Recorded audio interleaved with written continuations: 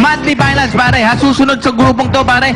Pinaghalong b-boy, hip-hop at comedy, pare. Oo, pare. Ito na. At palaban na rin mag-cheer ang kanilang mga kabarangay sa Ihulngan, Negros Oriental. Street Noise, BDR, pasok! Nawala po yung kaba namin, nakita namin yung kausay yun na full support po lahat sa amin. Lalo na po si Mayor namin po, si Mr. Rian, saka si Vice Mayor po namin. Doon nakita namin na di talaga kami pinabayaan sa lugar namin. Kaya masaya po kami. Kahit malayo sila, parang feeling na po namin na doon na po sila sa studio nakasuporta po sa amin. Inaalay namin yung sayaw namin, unang-una po kay God. Lalong-lalo sa Madlang People, sa mga taga-giyong na sumusuporta sa amin, especially sa family po namin. Inaalay po namin yung sayaw namin.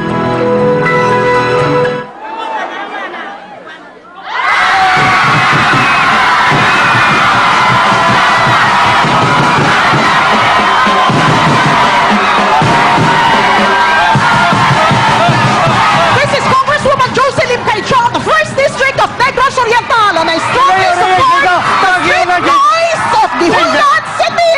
The mayor is right out of Gilman City. This is our show. This is our time. It's showtime!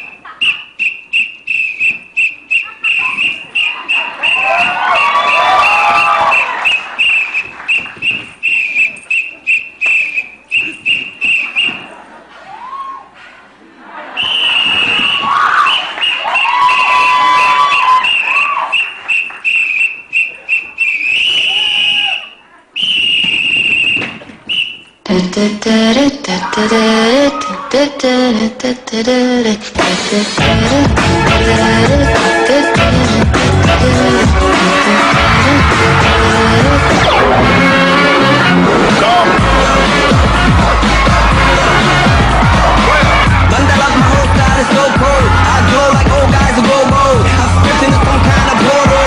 I'm legend and sometimes I'm low road.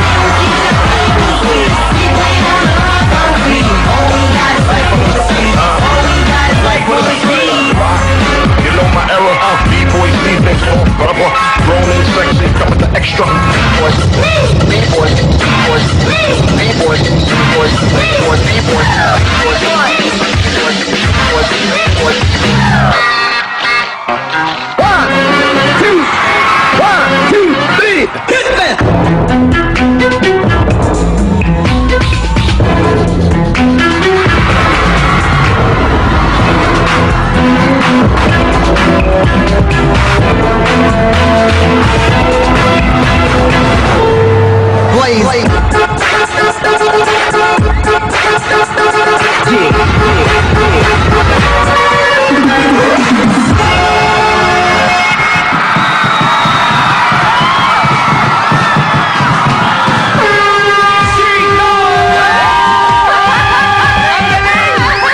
Ang daming bago from Barangay Poblacion, Negros Oriental!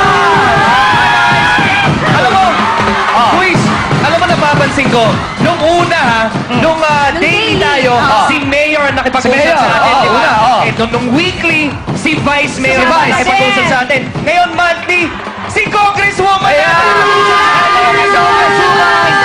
Jocelyn Lim Caicho, ngayon po. Tama, alam mo kung ano susunod dyan? Pag nakapasok sila sa Grand Finals, Sinong si sasalita? Governor na Si Governor. Ay, makay ka sa lokalag ng daddy mo, kay Mayor. Daddy! Hello, Daddy! Kamukha ng daddy ko kasi.